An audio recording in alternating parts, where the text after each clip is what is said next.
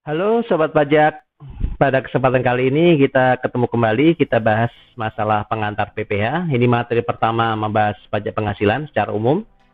Kita akan bahas di video ini karakteristik, ketentuan material, dan ketentuan formal dari pajak penghasilan. Ya, here we go. Agenda kita adalah karakteristik pajak penghasilan, kemudian ketentuan material dan ketentuan formal dari pajak penghasilan. Oke, tolong diperhatikan ya. Ya, pertama, syarat pengenaan pajak penghasilan. Ya, pertama harus jelas. Apa yang harus jelas? Pertama, subjek pajaknya, kemudian objek pajaknya, kemudian tarif pajaknya, dan prosedur perpajakannya. Untuk subjek, objek, dan tarif pajak akan kita bahas nanti di Undang-Undang PPh.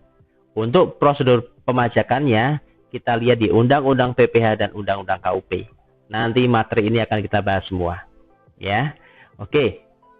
Nah, ini peta konsep dari pajak penghasilan. Nanti subjek, objek, tarif, dan prosedur pelunasan pajak. Yang tadi kita bahas, yang harus jelas.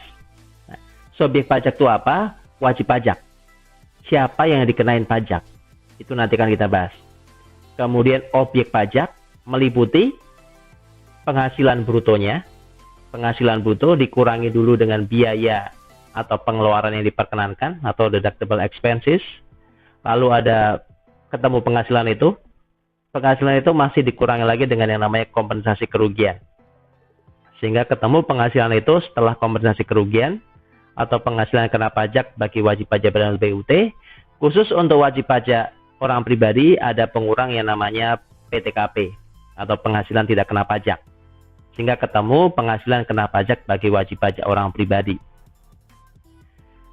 Kemudian kita kenakan tarif sehingga ketemu PPh terutang. Ya, tarif pajak baik untuk orang badan maupun tarif pajak untuk orang pribadi. Kemudian prosedur pelunasan pajaknya, PPh terutang tadi masih ada pengurang yang namanya kredit pajak. Sehingga ketemu PPh kurang atau lebih bayar. Setelah itu kita akan melapor, laporan SPT tahunan PPh. Ingat teman-teman, di situ ada penghasilan nanti yang dikenakan PPh final. Ada juga penghasilan yang bukan objek pajak. Kemudian termasuk juga harta dan kewajiban dan utang. Ini peta konsep PPh ini teman-teman, nanti akan kita bahas satu persatu. Ya, jadi yang akan kita bahas cukup banyak. Sedangkan materi ini adalah materi pengantar. Nah, apa sih karakteristik PPh di Indonesia? First, itu pajak subjektif. Jadi PPh itu dikenakan atas subjeknya dulu, baru dicari mana objeknya. Ya, satu-satunya pajak subjektif di Indonesia adalah PPh ini. Kemudian pajak langsung. Nanti apa sih pajak langsung akan kita bahas. Lalu pajak pusat. Yang memungut adalah pemerintah pusat. Dalam hal ini melalui Direktorat Jenderal Pajak. Kemudian sistem pengenaan pajaknya ada yang self-assessment dan withholding tax system. Itu nanti akan kita bahas. Dan sifat tarifnya adalah progresif. Progresif itu meningkat. Semakin tinggi penghasilan dikenakan tarif pajak yang lebih besar. Tapi mulai tahun 2009 untuk PPh badan tarifnya tidak progresif lagi. Tapi mengenai tarif tunggal. Ya. Tapi kalau untuk orang pribadi masih pakai tarif yang progresif. Nah, sekarang kita lihat apa sih ketentuan umum PPh terkait dengan pajak penghasilan.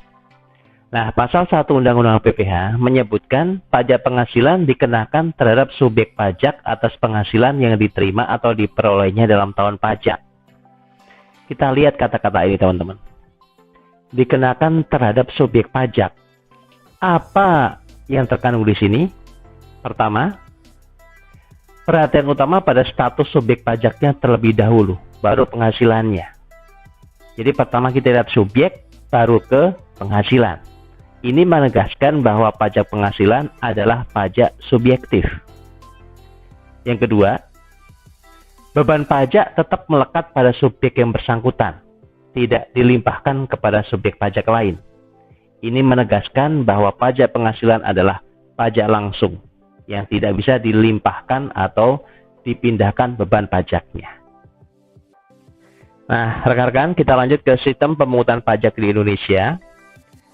Anda harus tahu ini. Sistem pemungutan pajak di Indonesia ada self-assessment dan withholding system. Apa sih self-assessment? Self-assessment adalah wajib pajak menghitung, menyetor, melapor sendiri pajak yang menurutnya terutang. Dia self-assess, dia menilai sendiri. Pajak apa saja yang ada di sini? Itu PPh pasal 2529 atau sering kita anggap sebagai PPh orang pribadi atau PPh badan, dan juga PPh pengalihan tanah dan bangunan. Jadi dia menghitung sendiri, menilai sendiri pajak dia. Lalu ada juga yang namanya withholding system. Apa maksudnya? Pajak yang terutang dihitung, distorkan, dilaporkan oleh pihak lain. Ya, jadi pihak yang dikenakan pajak sama pihak yang menghitung, menyetor dan melapor itu berbeda. Contohnya apa? PPh pasal 21, 22, pasal 23, 26, pasal 15, dan pasal 4 ayat 2. Atau sering kita istilahkan untuk withholding system ini adalah PPh pemotongan dan pemungutan. PPh output. Nanti ini adalah coverage PPh yang akan kita bahas semuanya. Oke rekan-rekan, ada hal penting juga yang perlu Anda ketahui sebelum Anda masuk ke subjek, objek, tarif, dan juga prosedur. Apa sih kewajiban wajib pajak? Kewajiban wajib pajak itu pada dasarnya untuk pajak penghasilan itu cuma 1 tahun sekali. Itu pun ada yang pada tahun berjalan, ada juga yang pada akhir tahun. Nah, kalau Anda lihat nanti definisi penghasilan memang dikenakan pada 1 tahun pajak, berarti setelah dikenakan di akhir tahun. Pada akhir tahun, Anda menghitung PP yang terutang selama setahun, melalui apa? Melalui SPT tahunan, baik untuk SPT PPh badan maupun SPT PPh orang pribadi, menyetor dan melaporkan SPT tahunan, PPh terutang akhir tahun, dikurangi kredit pajak, ketemu PPh kurang bayar, lebih bayar, atau PPh nihil. Itu pada akhir tahun, setelah Desember berlalu. Tapi pada tahun berjalan, rekan-rekan, wajib pajak itu juga membayar pajak. Bayar pajak di mana? Bisa nyetor sendiri, bisa dipotong dipungut oleh pihak lain. Yang dia setor sendiri itu PPh pasal 25, dan PPh STP PPh pasal 25 hanya pokok pajak. Yang dipotong dipungut pihak lain itu bisa PPh pasal 21, pasal 22, pasal 23, pasal 24, atau pasal 4 ayat 2. Ya. Jadi penyetoran pajaknya bisa setor sendiri, bisa dipotong dipungut oleh pihak lain. Nah, ini teman-teman, pajak yang dia setor sendiri dan yang dipotong dipungut pihak lain itu ada kredit pajak di SP tahunan pada akhir tahun. Kredit pajak atau prepaid taxes, pajak dibayar di muka, kecuali PPh pasal 4 ayat 2 yang sifatnya final, itu tidak boleh menjadi kredit pajak. Ya, jadi gitu teman-teman.